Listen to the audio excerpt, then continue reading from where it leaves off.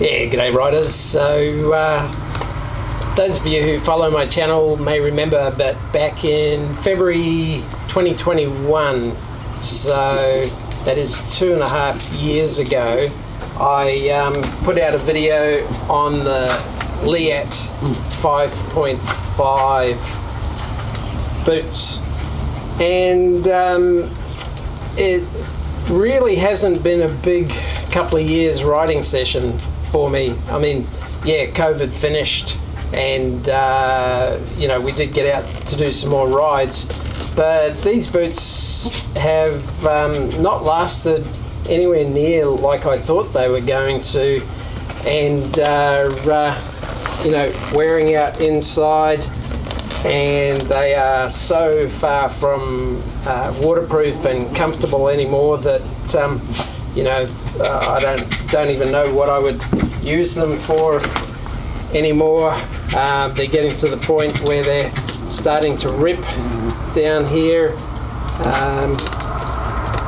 and you only have to look at water and these literally fill up. Also, this left-hand boot has worn underneath through a heck of a lot more than the right-hand one. I guess, you know, you are making gear changes with your left-hand one, but yeah, just getting to the point where these things are basically worn out now. I don't trail ride every weekend anymore like I used to.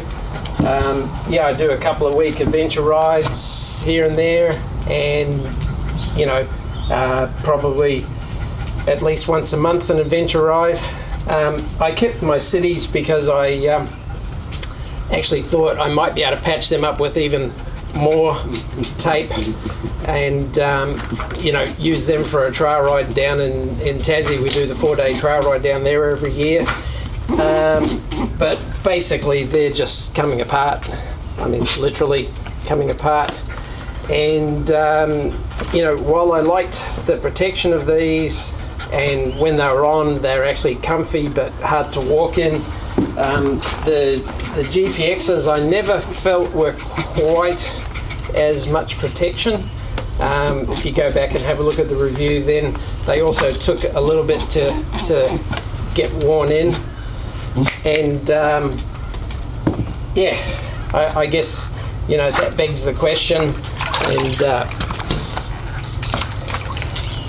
is the reveal of the answer, which is the new, well, they're new to me, Alpinestar Tech 7 Drystars, which have got the Enduro sole on them. So they've actually got a little bit of grip to the sole, unlike the motocross boots. And importantly for me, who, you know, doesn't enjoy riding with you know, boots slowly filling up with water from, you know,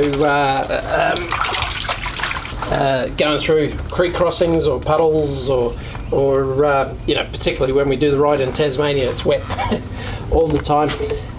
They have the waterproof membrane in them, which I'm testing, and in this situation where they're literally sitting here soaking in water and my foot is inside, you know, which should be the hot side, they actually leak water in.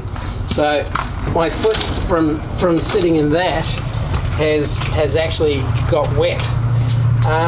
But that's not a particularly scientific or correct test of these boots' waterproof ability. So you know, the way the waterproof membrane works, the hot, humid side will wick the water out to the cooler, drier, less humid side. So, you know, really I can't comment on these until after I take them for a good test, do some creek crossings. You know, you're inside, you're warm, you're moving. The outside then gets you know, airflow on it, and cools, so the outside is cooler and less humid than your foot inside. Like I've now got water down squitching between my toes from this. But I will come back to you after the next ride, and maybe we'll do the 14 creek crossings again, and I can compare it with the Leatts, which Neil and I did that about a month ago, and I ended up coming back with, I reckon, about a cup full of water in this, because we were doing multiple creek crossings backwards and forwards because Neil had his drone up. So, the cities, the soles of them lasted quite well. Now, I had the Crossfire 1s. These are the Crossfire 2s. I know there is a Crossfire 3. Yeah, but the Crossfire 3s I didn't try because when I went and had a look at them, I could see that they'd used similar materials, and also that they were no longer made in Italy. And I think that maybe that's where the quality of the older ones used to be. I definitely got longer out of my Crossfire 1s and my first pair of Crossfire 2s. This is actually my second pair of Crossfire 2s. Otherwise, there's a part of me that says that would have been the way to go, and I would have gone that way, but I'm going to try these with the Drystar, which now I've got that much water in the bottom of. But like I say, this is not exactly the test that these boots are. These boots are not gum boots. They're not saying they keep water out. They've got a membrane in there, and the membrane has to work a certain way. So the eagle-eyed of you will have seen I'm stylishly wearing my pod knee braces, because you've got to have all that on to make everything fit well, and I'm wearing these in and getting them a little flexy. I would say that they're one level up from the Leatts as far as feeling good straight out of the box. The cities are pretty stiff. While we're talking about Leatt, I bought this pair of GPX 5.5 pants, and to say that they're over-engineered in some ways would probably be the best description of them, with the Velcro and then the micro adjuster. Yeah, so I also, while we're talking about Leatt boots, I bought the matching pair of pants, which I've done now one ride with. And I've got to say, if anything, they're probably in some ways over-engineered to the detriment of the usability of the product. It's a bit of a rigmarole to get everything up and through and adjusted and right, and micro adjusters is good, and then you've got the belt adjusters, and then they've engineered them to hang at the natural level of your boots, but the way they've done it has turned them into something that is less usable. You've just got too many things going on with too many gussets and interacting with my knee pads. Basically, the only way I could make them not ride up, because of the grippy material in the crotch, was to actually do the Velcro up pretty tight around my boot, to basically make it stay on my boot, and they're actually really short. I'm only short, and these pants are that far up from the boot, and they're large, as opposed to the pants that I've been wearing mostly lately, which are slippery. These Fox pants, which do have the zip-off bottom section, like I did for the Simpson crossing for the hot weather.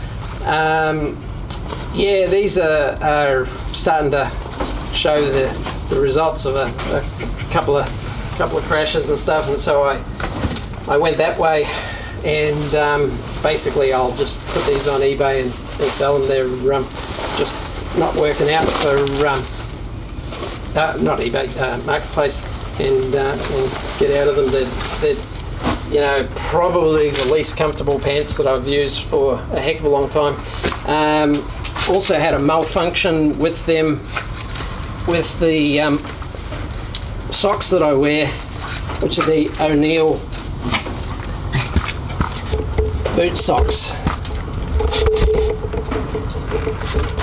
which have a rubberized silicone strip at the top, which is, you know, supposed to go up here against your leg and keep the socks from riding down. But in conjunction with the Leatt pants, they were actually rubbing on the back of my leg to the point where it actually went through the skin. I talked to someone else about them who also bought these, and they reckon they just put them up and over the knee braces. So that's what I'll run for the next one and see. You know, prior to that I was just running the long socks for the knee braces. So just a bit of an update there on that. So yeah, it'll be interesting to see how this all works, interacts with the bike, and whether I have to adjust my gear lever up or down. I don't think so. I think it's about right. So we'll see. So that's about it for updates on gear. I guess these couple of pair can finally go in the bin. I kind of kept the old Sidis around because I thought, oh, you know, you might need some of the parts of the buckles and stuff, because it does, you know, they actually unscrew the parts. So, but I kept them. I kept a couple of those from the previous ones because they're different lengths. So yeah, they'll go in the bin, and yeah, we'll see how these new Alpinestars go. I'll just demonstrate how wet they've got from what I just did. So yeah, they were in the water for 5 minutes or so. The one thing that the Leatts were better, the Velcro on the Leatts actually slides in one direction. So when you put the Velcro on, it will allows you to go that direction, but it won't go back the other way. And yeah, I've noticed that a couple of times that I've put these on, you've got to get the bottom 3 buckles done up and then tighten it up. But yeah, just to show you, yeah, it's wet through. So yeah, the real test will be in the real world, in puddles, creek crossings, whatever, and then riding where you're warm and the outside of the boot's cool, and see if it wicks out and dries or prevents water coming in that situation. So I will keep you informed. Thanks for watching. Cheers.